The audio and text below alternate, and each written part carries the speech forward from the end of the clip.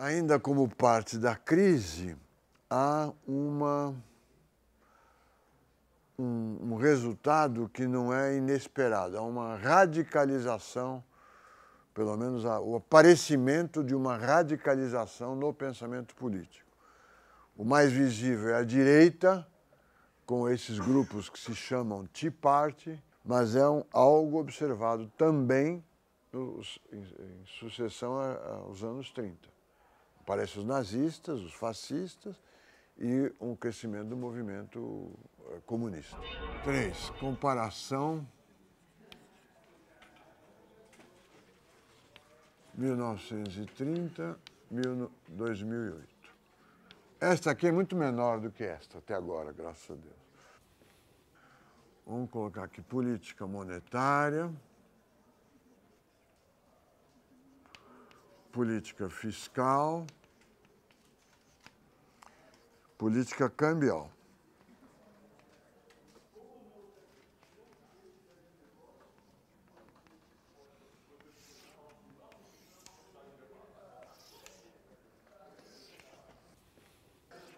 Anos 30, vamos ver, ainda estamos no ethos do padrão ouro. 2008, o ethos aqui é o que a gente chama de pensamento neoliberal. É um nome justo ou injusto, mas que é um nome que eu tenho que batizar o pensamento econômico atual. Bom, política monetária nos anos 30, como nós vimos, tinha um objetivo: conversibilidade. Ou seja, fixar uma taxa cambial que garantisse a conversibilidade da moeda, enquanto está prevalecendo o ethos do padrão ouro. Significa que ela está olhando, politicamente, ela tem a restrição do nível de atividade, mas o Banco Central está preocupado que a quantidade de moeda em circulação garanta a conversibilidade desta moeda em ouro ou em moedas que tenham ouro. Então ela é limitada. Um país que tomasse uma medida expansionista nos anos 30 acabaria vendo que essa medida iria contra si mesmo. Ele não conseguiria expandir. Ele expande a oferta de meios de pagamento, todo mundo vai sacar o ouro que tem ou a moeda estrangeira que tem depositada no país, e o que ele colocou a mais de moeda, ele perde com a saída da moeda dos que desconfiam ou dos que não querem ficar com a moeda com menos possibilidade de conversibilidade. Então não funcionava. A política fiscal era proibida, vamos dizer assim. O déficit público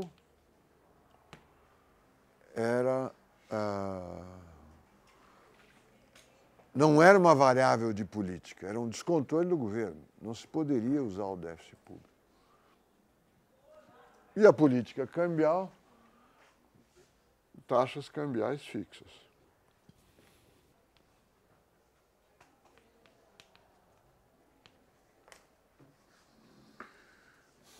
É lógico que essa era a proposta.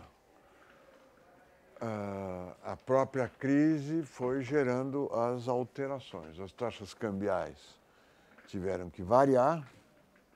A partir de 1932, com o governo Roosevelt, ele desvaloriza o câmbio, começa a recuperação da economia americana e a do mundo.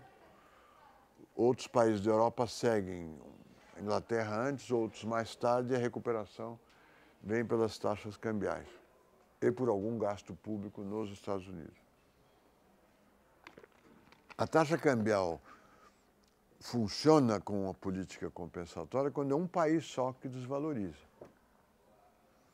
Ou dois, alguns. Se todos usam a taxa cambial, não resolve. Primeiro, porque elas não mudariam entre si.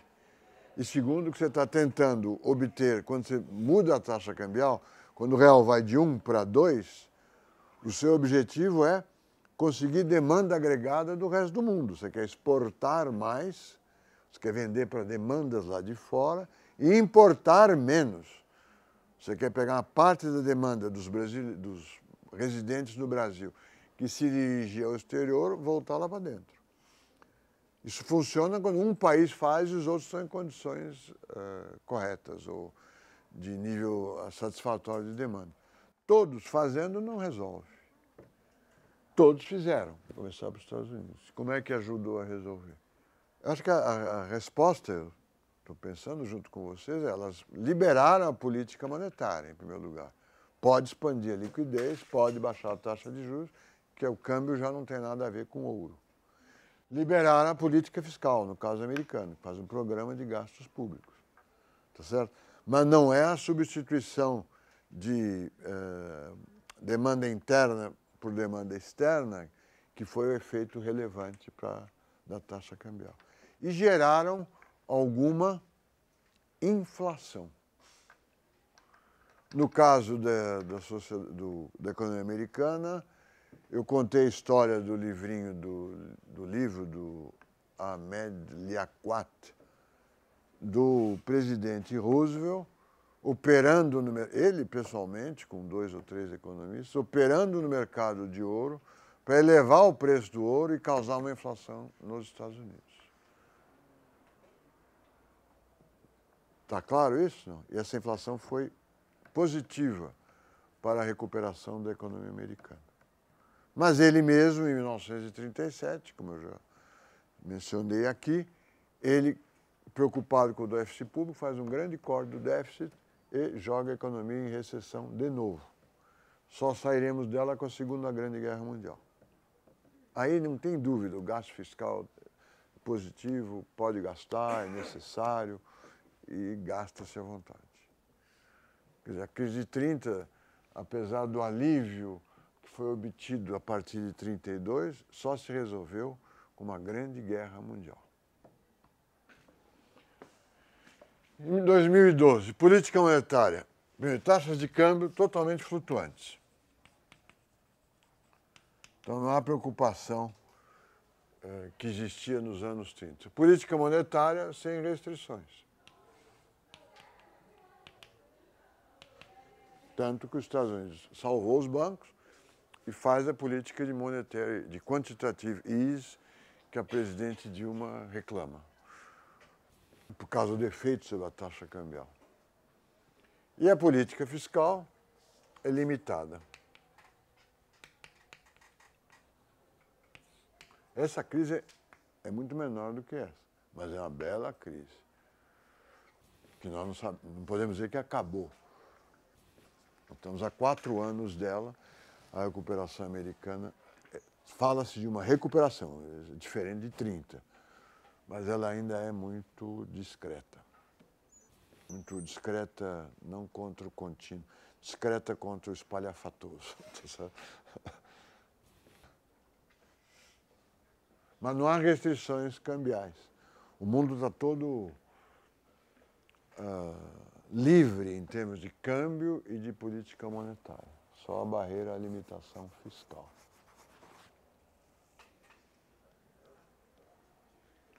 Nós poderíamos, e a crise, estamos saindo dela com dificuldade, poderíamos discutir se a regulamentação do setor financeiro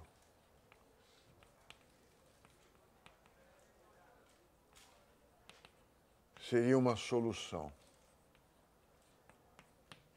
Porque há essa proposta, né? Ela está sendo implementada de forma tímida, segundo alguns, lenta, segundo todos. É uma solução? Eu gostaria de discutir com vocês a dificuldade da regulamentação. A primeira proposta de regulamentação face à globalização financeira, pelo menos uma das primeiras, é a do Tobin, que propôs o Tobin Tax. O Tobin Tax seria um imposto cobrado em todas as operações todas as transações comerciais onde houvesse troca de moedas. Usou dólar para comprar real, usou real para comprar franco, usou franco para comprar ien, seria um imposto internacional, cujos recursos seriam, acho, guardados num fundo, do Fundo Monetário de algum lugar, para apoiar projetos de desenvolvimento ou crise de liquidez. O objetivo desse imposto não era arranjar dinheiro, o objetivo desse imposto era jogar um pouco, a linguagem é do Tobin ou do Stiglitz, jogar areia nessas engrenagens que estão muito azeitadas e nos fazendo andar muito depressa, que é o mercado financeiro. Era criar um empecilho ao funcionamento do mercado financeiro. Qual a base teórica disso? Para os clássicos, a moeda é um meio de pagamento, não serve para nada, só atrapalha. Para os não clássicos, a moeda é um investimento muito atraente quando comparado com investimentos em ativos reais. Já era interessante quando moeda nacional. Muito mais interessante como moeda internacional. Hoje o real é uma moeda internacional, menos internacional que o dólar, mas você pode viajar com reais, vai ter dificuldade. Viajar com cartão de crédito em reais e sacar dólares no exterior. Tá certo?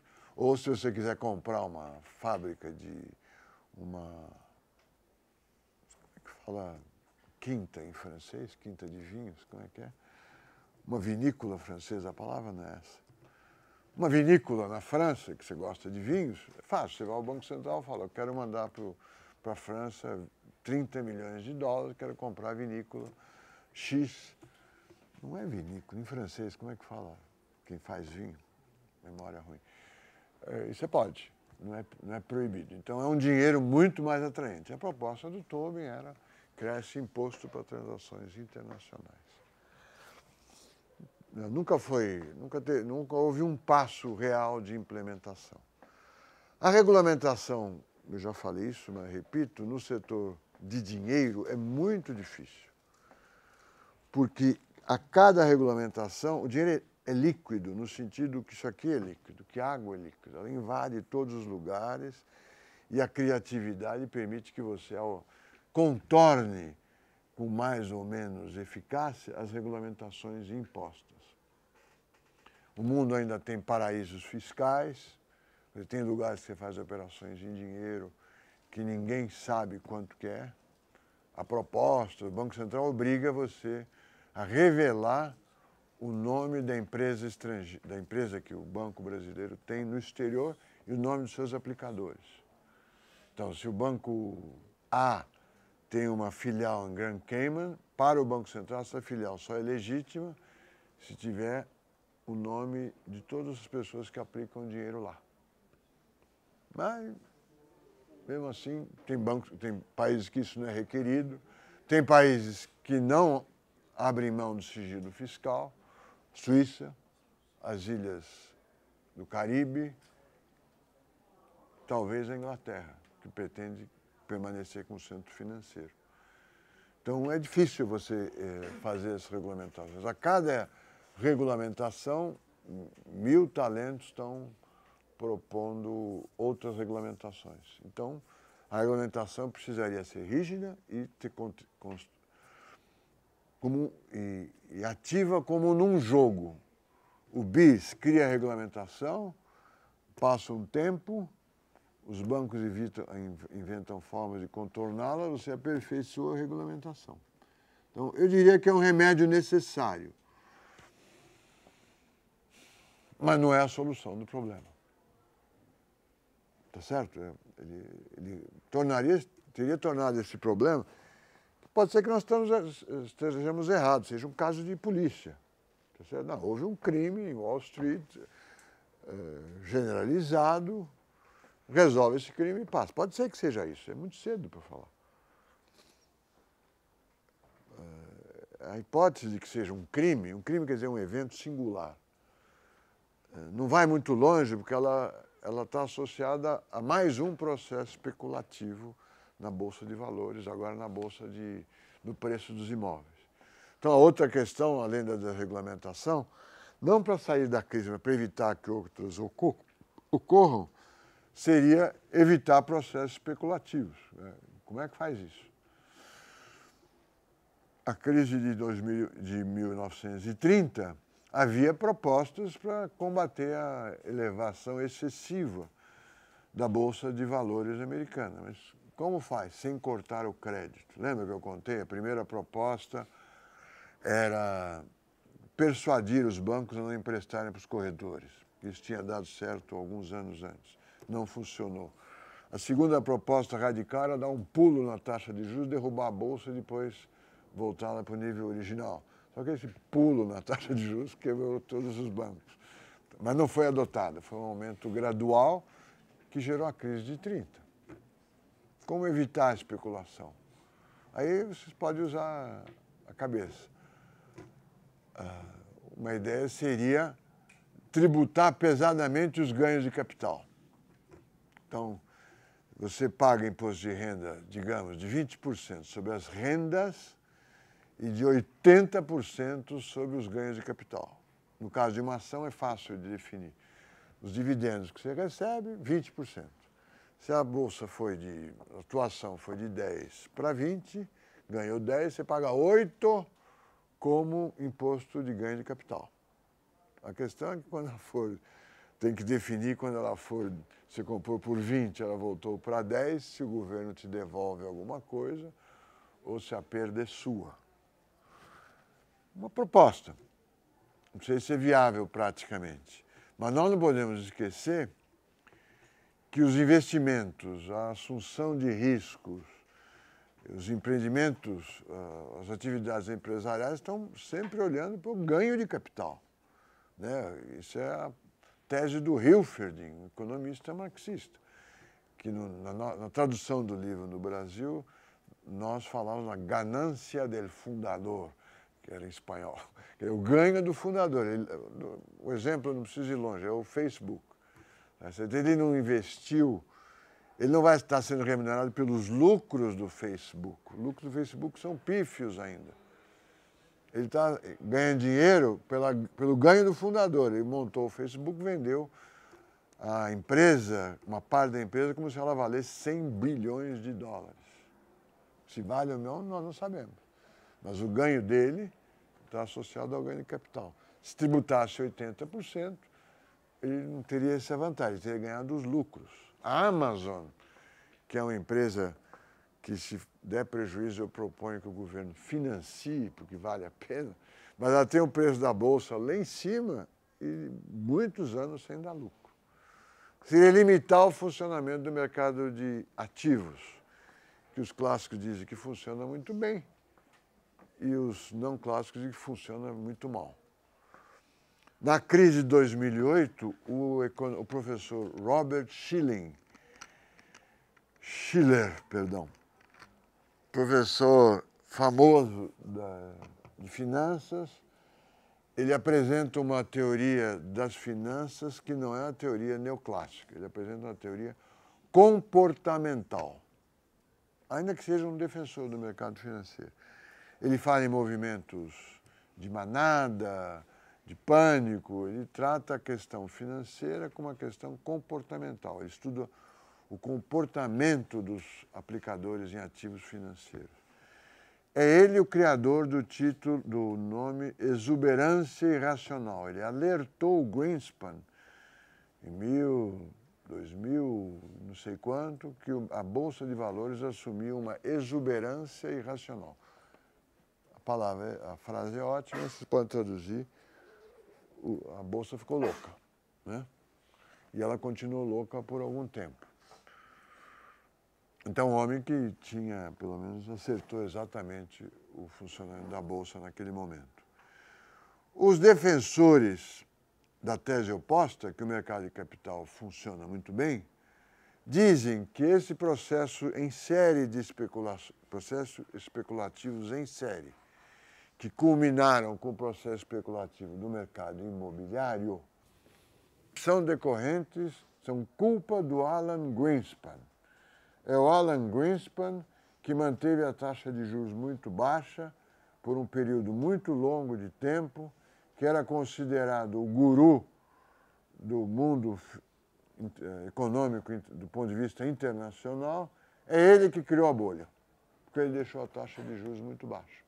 Novamente, o dedo está apontado para um burocrata.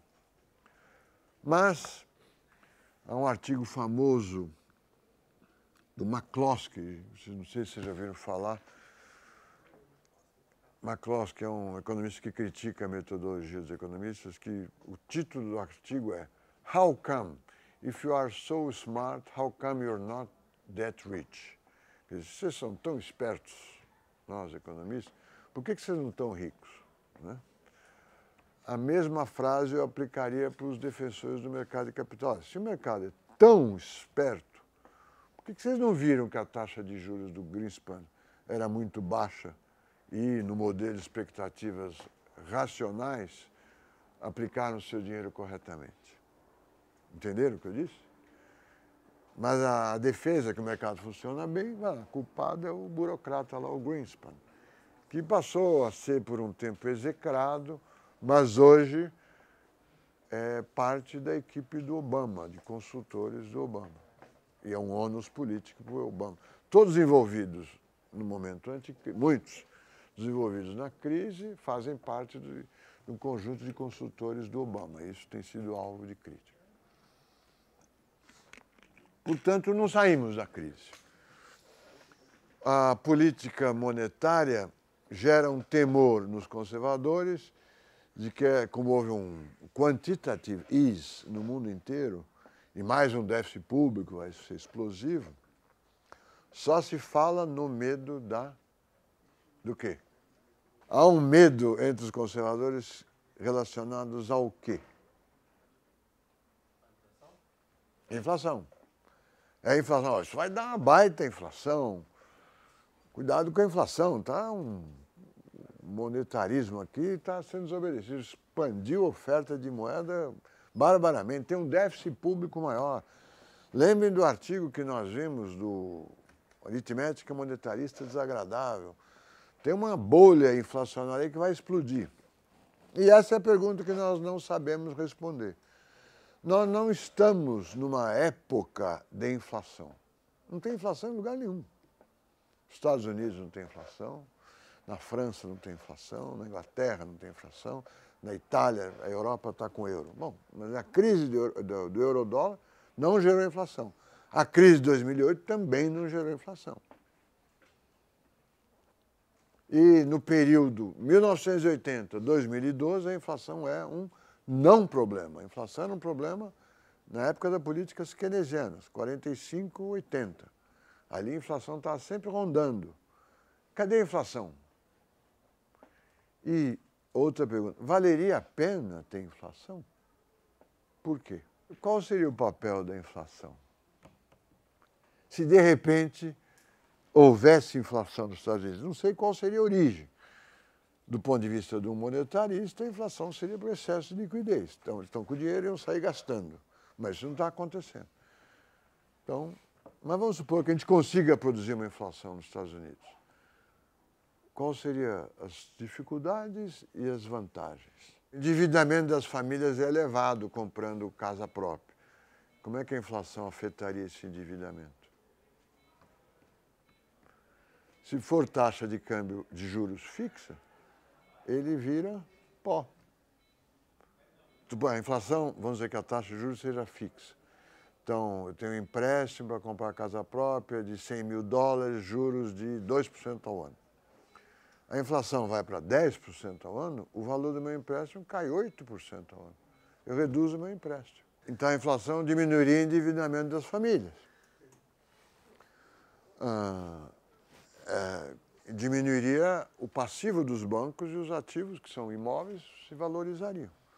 Ela corrigiria os excessos anteriores de uma forma automática, mais ou menos, não precisa discutir no Congresso, seria um movimento espontâneo, de forma prejudicial aos detentores de ativos financeiros, de forma prejudicial para esse e preferencial para os detentores de ativos reais, se os contratos tivessem juros pré-fixados.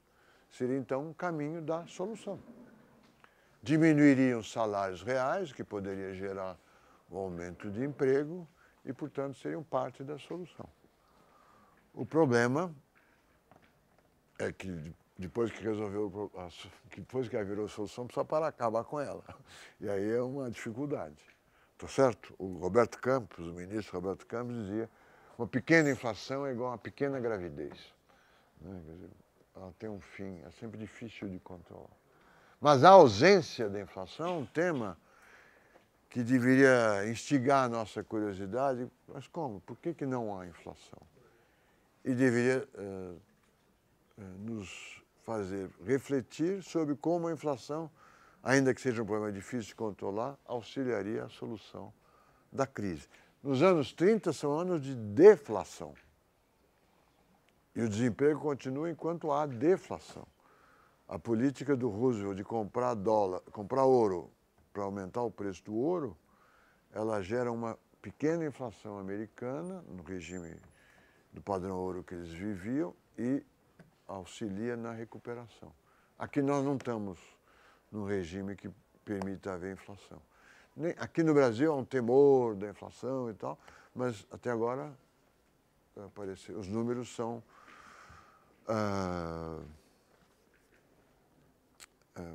razoáveis. Não há uma expectativa de explosão da taxa de inflação. E o governo no Brasil ampliou o crédito dos bancos estatais, baixou a taxa de juros, o câmbio se desvalorizou, deu incentivos fiscais e a inflação até agora está mais ou menos sob controle.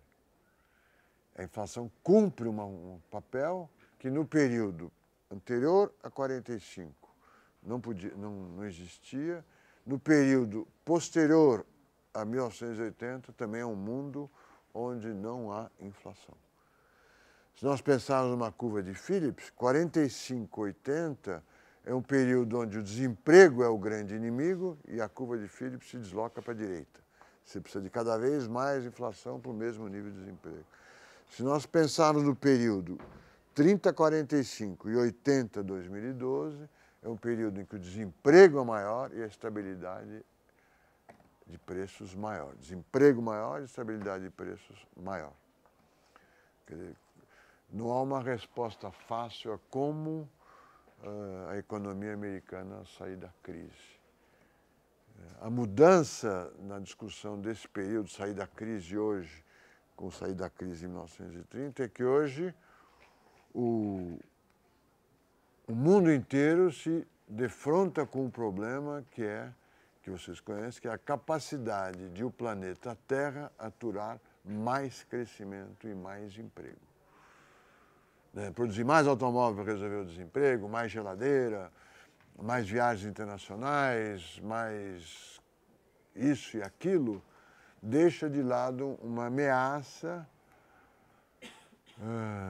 que todos nós conhecemos sobre a capacidade de o planeta Terra aturar um consumo de recursos naturais no ritmo que está ocorrendo. Esse problema foi deixado de lado na discussão atual. É um problema de longo prazo. Mas talvez um programa de gastos do governo americano que estivesse associado à redução de emissões nocivas, substituição de energia não renovável por energia renovável, transportes públicos, pesquisa, fosse uma alternativa mais palatável. Não sei se iria gerar emprego. Ia gerar emprego para biólogo, engenheiro. Eu não sei se movimentaria a cadeia produtiva dos Estados Unidos. Mas seria algo difícil no Brasil de ser contra. Nos Estados Unidos há uma relutância do setor empresarial em investir nesse tema, né?